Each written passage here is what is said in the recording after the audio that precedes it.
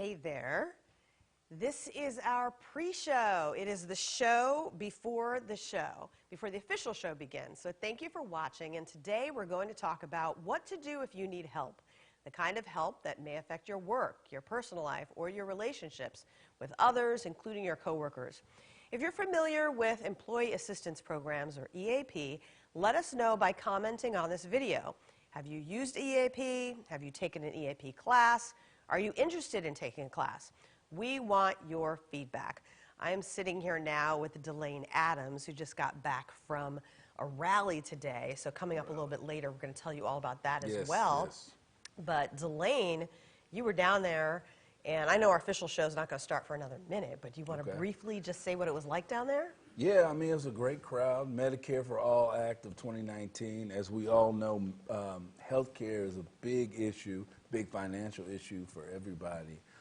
So with this Medicare for All Act, it would just build upon the successful Medicare program that we had in this country for years. So hopefully it's something that can pass, and we'll try to explain in the news why this is so important for a union like ours to embrace this idea.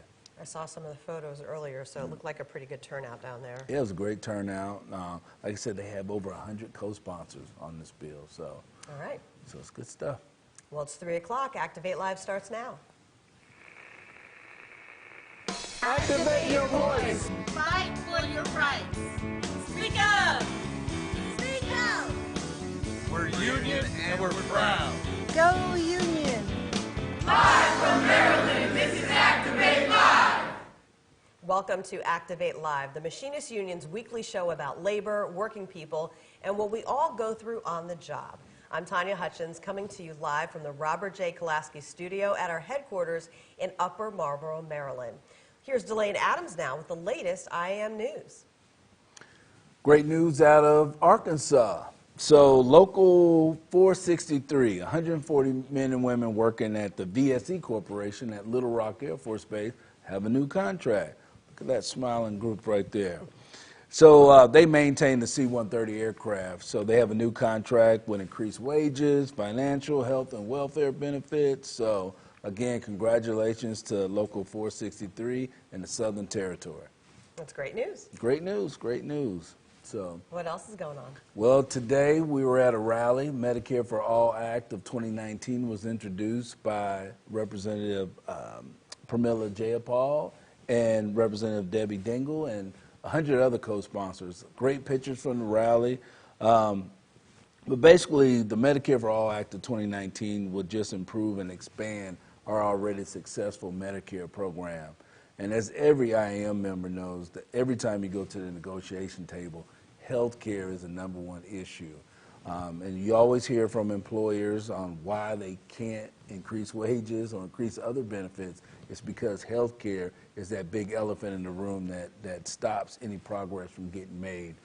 So if we can figure out how to solve that issue and get Medicare for All 2019 Act passed, then that will help us at the negotiation table and hopefully help us increase wages.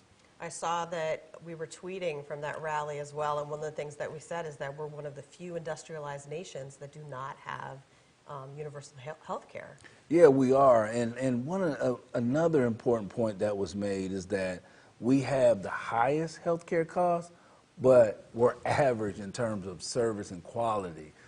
So we have to figure out how to fix that. And I mean, we're unique in the sense of we know stories, personal stories, of our members in Canada who have health care and how that system works and how that helps them at the negotiation table. So again, we just need to figure this out and push it forward and work on increasing wages. You know, healthcare is one of those things, you know, if you have an operation or an accident, like you could go bankrupt. You can. You could lose your house, you can end up homeless, and a lot of those stories start out with people saying that, you know, their insurance capped out or they just couldn't afford to pay for it. Yeah, and that was a few people share stories of how they did go bankrupt or having to make hard choices, life and death decisions, just because of health care. So again, you know, we'll just keep pushing and we'll keep educating members on this bill, on this legislation. What can they do to help? What can members do to help? We'll put something out in email tomorrow, and hopefully we'll have a call to action, a petition. But you know, let's support this bill and let's move forward. So again, we can get to the negotiation table and deal with other issues and not have this be the thing that kind of stops any type of progress at the table. Okay. So Great. that's all I got. Thank you so much, All Delane. right. We appreciate it. Take care, Tanya. Rushing back here. All right. Bye-bye. Thank you so much. Well, we all have difficult issues and circumstances that we deal with, but we may not always talk about them openly. Sometimes those issues affect our work and the relationships that we have with family and friends. Well, employee assistance programs exist to support us. Well, to help navigate the EAP system, we have Vinny Ceraso, a member of IAM Local 1776 here. And Vinny, you've been in the addiction prevention field for nearly 25 years, and you were just appointed to head up the IAM Addiction Services. So tell us a little bit about you. I've been in addiction services, like you said, addiction prevention for, it's probably over 25 years now. I got into this because of my own personal sobriety, which is about 32 and a half years. When I had an issue, I basically went to my union, and they helped me out. And here I am 32 and a half years later, still sober. So this is the gift we want to continue to give back, and that's helping our membership. That is inspirational, 32 and a half years, because I know some people are just struggling to get through the first year. It's very difficult. There's a lot of obstacles to overcome, but support is key. If they basically do what we set out for them in treatment, they should have a good chance at long-term sobriety. Well, first, let's get into what EAP is. What is the mission of EAP? The mission basically is to help people restore their lives and get back to where they're living a comfortable life, a normal, quote, normal life. They may have issues at home, they may have issues at work, they may have depressive disorders, anxiety disorder, addiction. Whatever that is, EAP and the Addiction Services wants to help. Well, let's talk about some of the objectives, and we can put this up on the screen as well. They're to assist IAM members and employees in becoming proactive in solving problems affecting the quality of their work and personal lives. Is that when you kind of first notice something's wrong, when it's not only affecting your life, but it's also affecting other people's lives? Sure. I mean, your coworkers are usually the first to know that you have an issue. But it takes the individual to actually go out there and ask for help. And we're here for the union members and their families when there are issues. But like I said, their coworkers notice this first because they're the ones that have to pick up the slack for the individual that's suffering from whatever it is they're suffering from. Now, I know everyone has a different issue, and there are so many issues. What are some examples of the issues that you may deal with? The bulk of the issues basically are mental health issues. Secondary to that, there's addiction issues and, that sort of thing. But, so that when you get into like alcohol, but somebody else may be addicted to like opiates, for instance. Yeah. The major issues basically are, like I said, addiction, mental health, things like that. But in recent times, we've gotten into more of what we call a broad brush EAP. Years ago, I mean decades ago, EAP was all about alcohol addiction, period. End of story, just alcohol addiction. So that was the only thing they could help you with? Only thing they could help you with is alcohol. Then we kind of moved into alcohol and drug addiction. And then recently, and what I mean recently is, the last 20 years or so, we've moved into this broad brush approach to employee assistance. And what that is basically is anything that is affecting your work performance can be solved, or you can get assistance from the EAP program. And some of those might be elder care. If you have an elder parent living with you, and you're having issues, you can reach out to EAP and they'll assist you wherever they can. If you're having any depression in your life, financial issues, these are issues that EAP can help you with. Now, what if there's something where it's a case of workplace violence, like we had in Aurora, Illinois? And I understand you just came back from there recently. I'm part of the critical incident response team for the union, and we did respond. We were out there on Saturday afternoon, and basically we left there, I guess it was Thursday evening, because the plant was closed on Friday.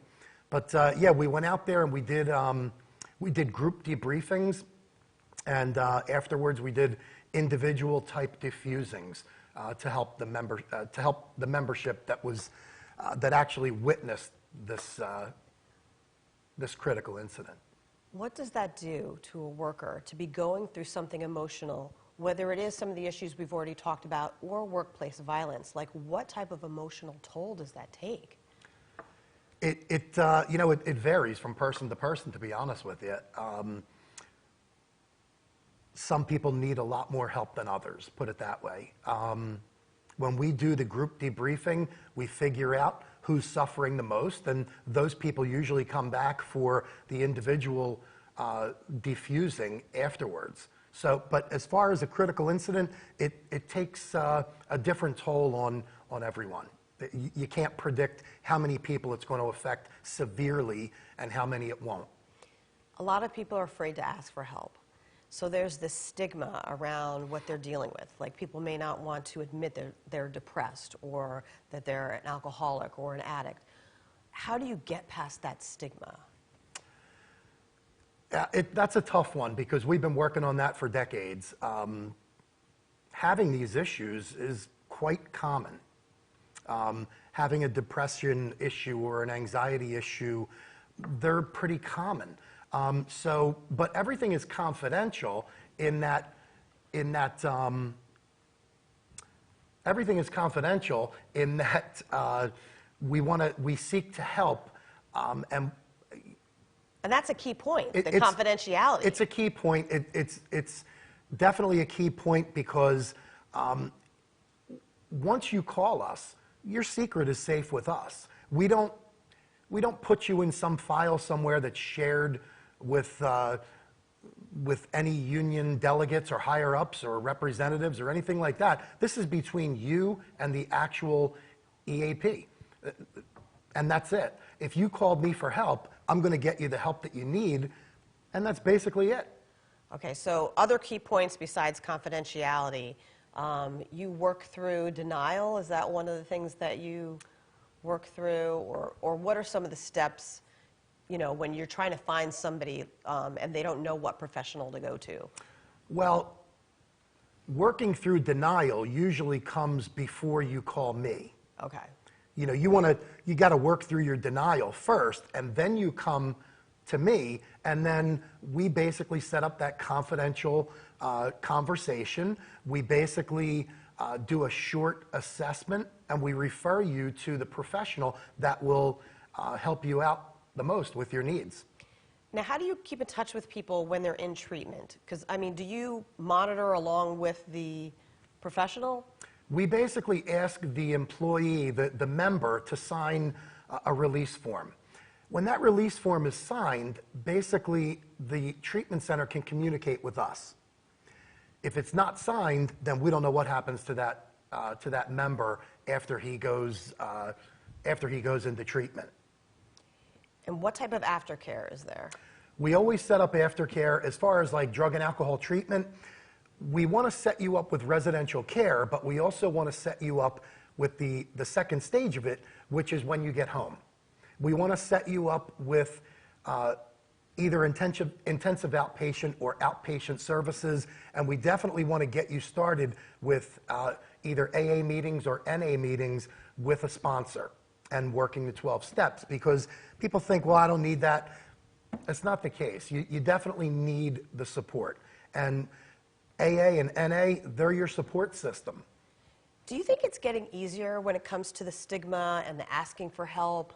Just in this day and age, do you think it's getting any better?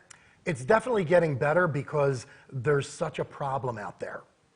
I know, I think I read somewhere that like 45 million Americans are dealing with some sort of addiction issue, whether it's them or a family member. It's basically 1 in 6 households, if you really want to cut it down to the smallest number. So there are so many issues out there that the stigma is kind of dying down a little bit, but it still exists. It'll probably always exist. But we notice a lot more people reaching out for help. So we have people reaching out, and that's really what counts. Okay, so who benefits from an employee assistance program if it's not just the employees?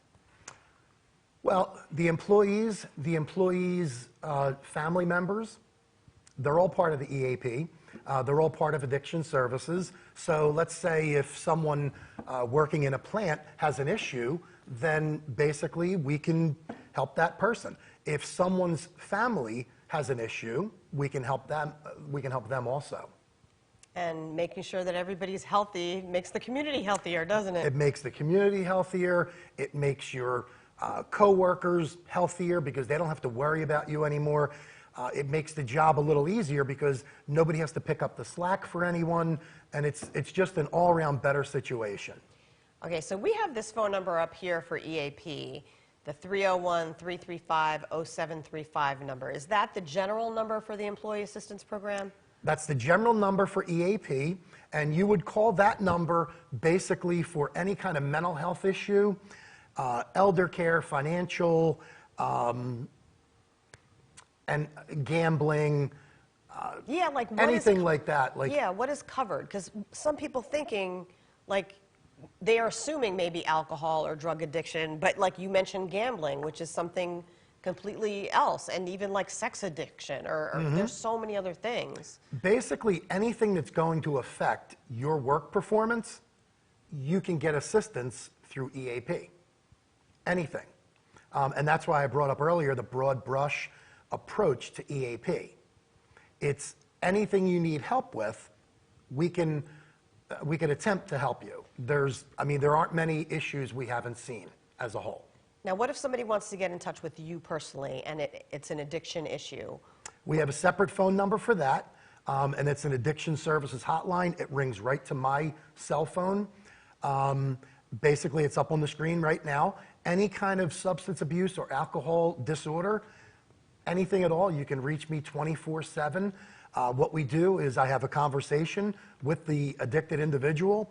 I figure out, I do a short assessment of needs. We search for services that will best help that individual. We help them get into that facility or start those services. And then we look into aftercare when the original treatment is done. Now, we have a lot of comments that are coming in, and they're really positive. I'm looking at Facebook right now, and there are so many comments. Like even my boss, Bob Wood, is saying that opioids are such a national epidemic. He's proud of the IAM doing its part to support our membership. You know, having worked in a shop, most people are worried about going to the company EAP because it can be used against them.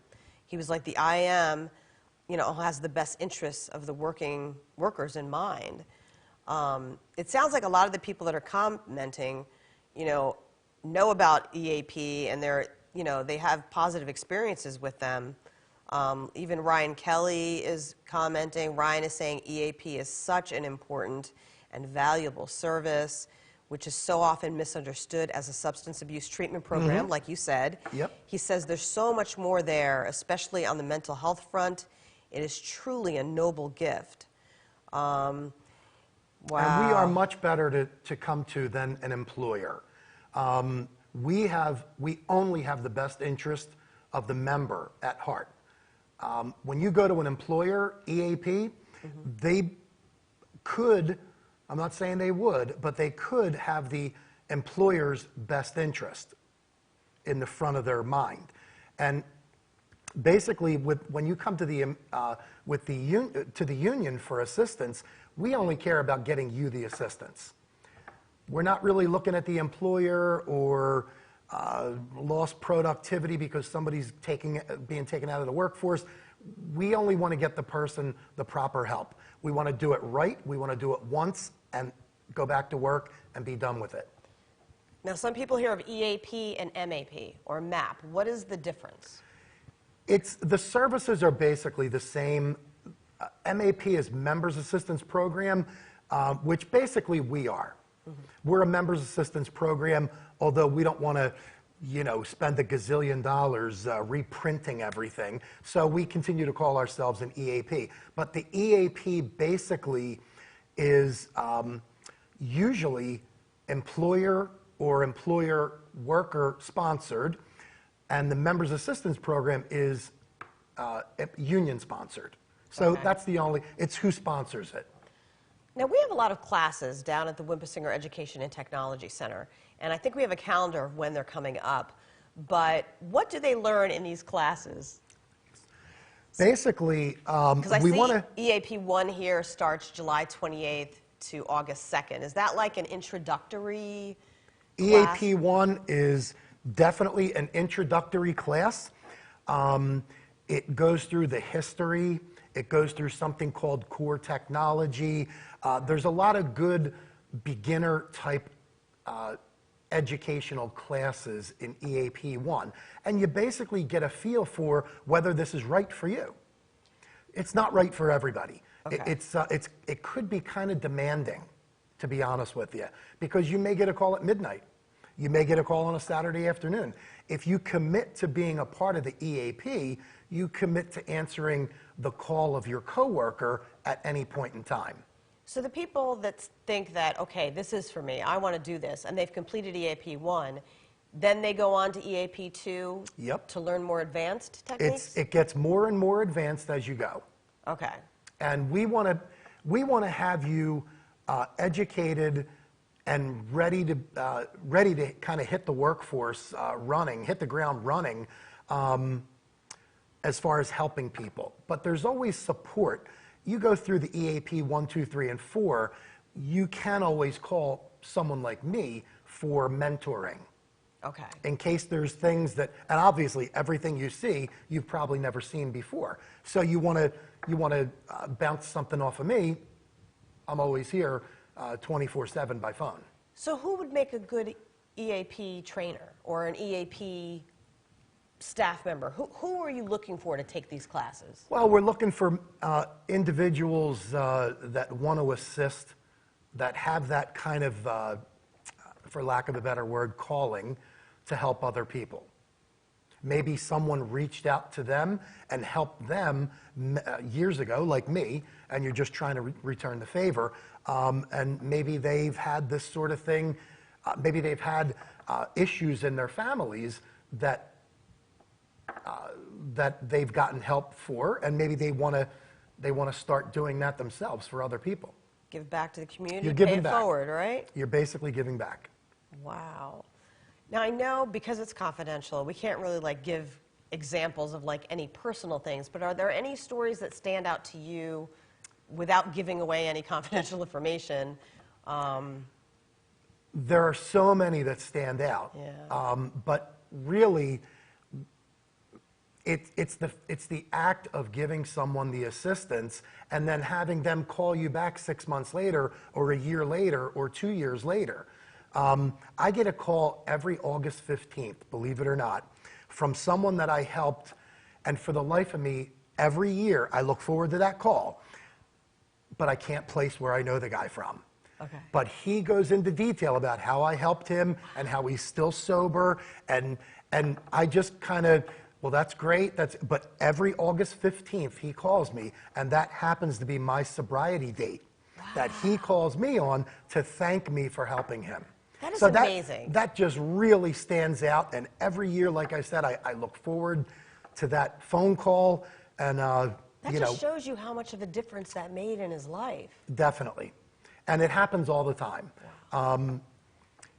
I get phone calls from all over the country, and I just go from one person to the next, getting them the help that they need. And, sometimes you do hear from them 6 months later.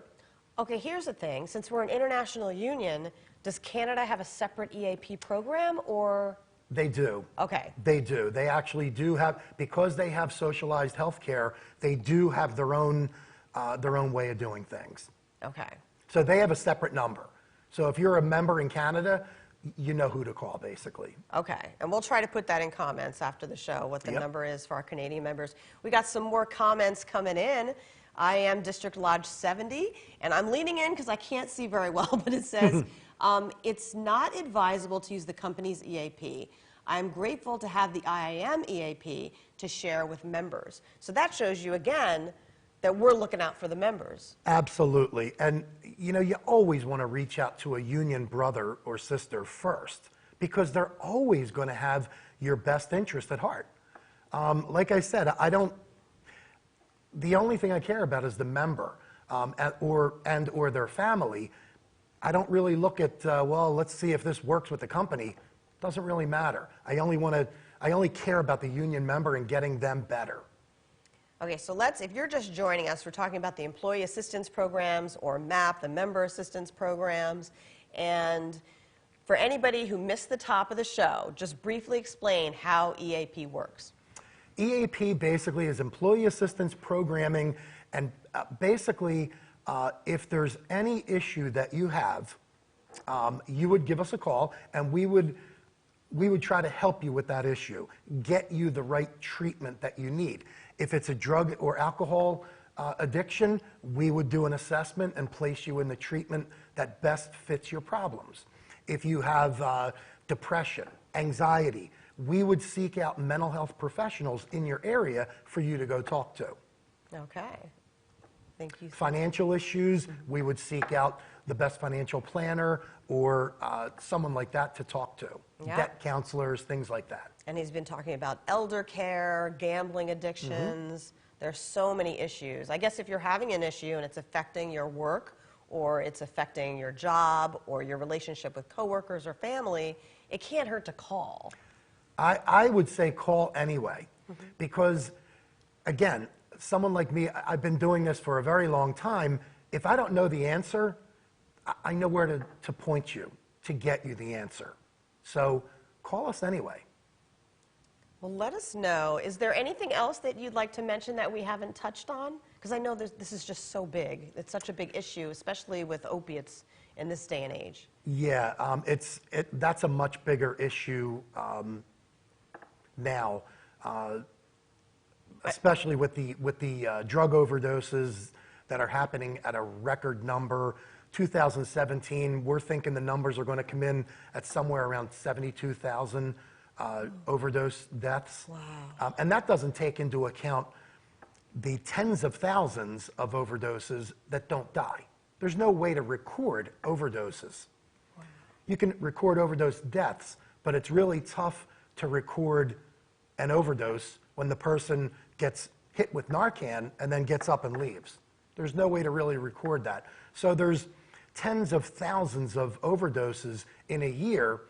There might be hundreds of thousands of overdoses in a year that we actually don't hear about. We only hear about the tragic ones that actually end up dying. Are there community partners that you work with? We work with community partners all over the country, treatment centers. Every county has services that you can tap into, that we do tap into on occasion when we need to. But yeah, we have community partners all over. Okay. Well, thank you so much for doing this service for our My members. pleasure. Because this helps so many members and so many family members. And, you know, deep down, my gut feeling is saying this is holding family members together, because you never know when a tragedy is going to come, or. Yep. And every one of us has been touched by some Yeah. sort of either substance abuse or, like you said, workplace violence, or some issue. I agree. I mean, especially with substance abuse issues, alcoholism, drug addiction, I always say if you don't know anybody that's been affected by that, you will soon, which is very sad to say, but that's just the God's honest truth. Wow. Well, thank you so much for joining us. Welcome to the IAM. I know I'm a Thank little you. belated, but Welcome thank you so back. much. Yes. Welcome back. That's right. Welcome back. I was actually a dues-paying member of Local Lodge 1776 in Philadelphia. That's right. And I'm back to being a dues-paying member of 1776 again. All right. Well, what were you doing when you first joined 1776? I'm an airline guy. I come out of transportation. Excellent. So I left there in 2006 or 7, and I'm back now in 2019, January 1st. Well, we're glad you're back. Thanks for having me. I Thank appreciate you, it. Vinny. Okay, and remember, he said you can call him 24/7. Let's put that number up again, Joe. It's an 888 number, and this gets you directly to Vinny Ceraso. 888-250-4IAM, which is 4426. 888-250-4426. You can just remember 250-4IAM, the number 4 and then IAM. That's 24/7. I'll pick that phone up 24/7. That's a and pretty help good deal. It is. It's definitely a good deal. But we're here to help. We're here to help. Great. Oh, we have another comment also. Okay, this is from James Murray, who's saying that EAP helped me refocus after my divorce had sent me into a downward spiral here in Montreal. EAP works if you want it to work. How important is that? That's a great comment, actually. Thanks, James. Thank you for that comment. If you have an issue, you have control of it. And with our assistance, we'll help you get through it. But, once you realize that you have an issue and the desire is there, we'll help you get through it. I've heard that said a lot, that like you have to want the help, or you have to at least be ready for the help. Yeah, you have to be ready for the help. If somebody kind of forces you into it, it depends on why they're forcing you into it. Sometimes that has a way of keeping you sober, keeping you drug-free or alcohol-free, but sometimes it has the opposite effect. So when you're ready, and that's why this program is 100% voluntary. Nobody makes you call EAP. You call EAP when you basically had enough. And the way we like to look at it regarding drug and alcohol abuse is when the consequences outweigh the fun, that's when people reach out and get help. When it's still fun and when you still have money in your pocket, people don't reach out for help. We've talked about the stigma, but do you have any advice for a family member that is about to approach someone who needs help with what they can say or how they say it? I would basically call me because I'm a board certified interventionist too, so I could tell you the exact wording to use for your particular situation. It does vary, but you basically want to approach the situation with love, not hate. You can collect more flies with honey than vinegar. So, right. And sometimes that's what we have to go by. But, I would say give me a call and I'll walk you through the entire process of what you need to do and what to say, what not to say, because there's a lot of landmines with approaching someone that you feel as though needs help. All right. Thanks, Vinny. My pleasure. Appreciate it. And again, you can call him 24/7. That's what he said. You too can join the conversation. So what do you think about the Employee Assistance Program? Comment now to activate your voice about EAP. Let us know if you've taken the classes at the Wimpisinger Education and Technology Center, and if you have, what you thought of those classes. And thank you to everyone that has commented so far on Facebook, Twitter, and YouTube. And on YouTube, you can use that live chat up in the upper right-hand corner and chat with us. So great conversation. Wonderful. I hope to come back and talk Yes, more. come back anytime. Literally, open invitation. Thank you. I appreciate that. Okay. Well, we're going to take a look back now to some history, and we are going to start with Black History because this is the last week of Black History Month. So we have had a lot of people make contributions to our union and our communities. We have Robert Roach here, who became the first Black member of IAM's Executive Council in 1999 as General Vice President of Transportation. He became General Secretary Treasurer in 2012 and retired in 2015. So here is saluting Robert Roach, who is now retired and president of the Alliance for Retired Americans. Still doing that work. This week's labor history is brought to you by Unionist.com. The Order of Railroad Telegraphers, February 25th, 1965, It changed its name to the Transportation Communication Employees Union, which is now TCU-IAM, the Transportation Communications Union, present day. So it's part of our union. Nice history there. In 1937, 450 Woolworths workers and customers in Detroit occupied a store for 8 days to support the Waiters and Waitresses Union. It was a sit-down strike to help get a 40-hour work week. Well, Supreme Court, 2 years later, the Supreme Court of the United States ruled that sit-down strikes were illegal. It had been a major organizing tool for industrial unions. And looking back to a leap year, on February 29th, 1940, Screen Actors Guild member Hattie McDaniel became the first black person to win an Academy Award, honored for her portrayal of Mammy in Gone with the Wind. Well, grab your calendars. Here's what's coming up on our calendar of events for the Machinists Union. Registrations are due for the following classes. March 8th is the deadline for basic communicators. March 11th, which is my birthday, retirees education and strategy, and also the deadline for young worker strategy. They are actually going to be working together on those two classes, and we love it because there's automatic mentoring there when you bring together retirees and young workers. For more information, go to the website wimpisinger.iamaw.org. So looking up at our meetings, we have the Minnesota State Council of Machinists meeting in Vadnais Heights, March 2nd to the 3rd. We have the Washington Machinist Council meeting in Olympia, March 12th to the 15th. The Missouri State Council meets in Jefferson City, March 24th to the 27th. 3 days later, March 30th, Arizona State Council meets in Prescott Valley. And the California Conference meets in Sacramento, March 30th and 31st. And you have time still to enter the 2019 IAM photo contest and the website and newsletter contest. That deadline is April 1st, so get those entries in as soon as you can. You have a little over 30 days to get in your best photos of machinists on the job, in the shop, or in the community, performing community service, and all those great newsletters and websites. Get those entries in by April 1st. More information is on our website. As far as other conferences go, we have Women Rising Unite the Fight. It's the Women's Conference, April 3rd to the 6th in Las Vegas at Bally's. So you can still register for that. Looking forward to it. April 8th to the 11th is a transportation conference in Vegas. May 6th to the 8th is the legislative conference here in Washington, D.C. A lot of lobbying will be going on there. Then we have the Workers' Memorial Service.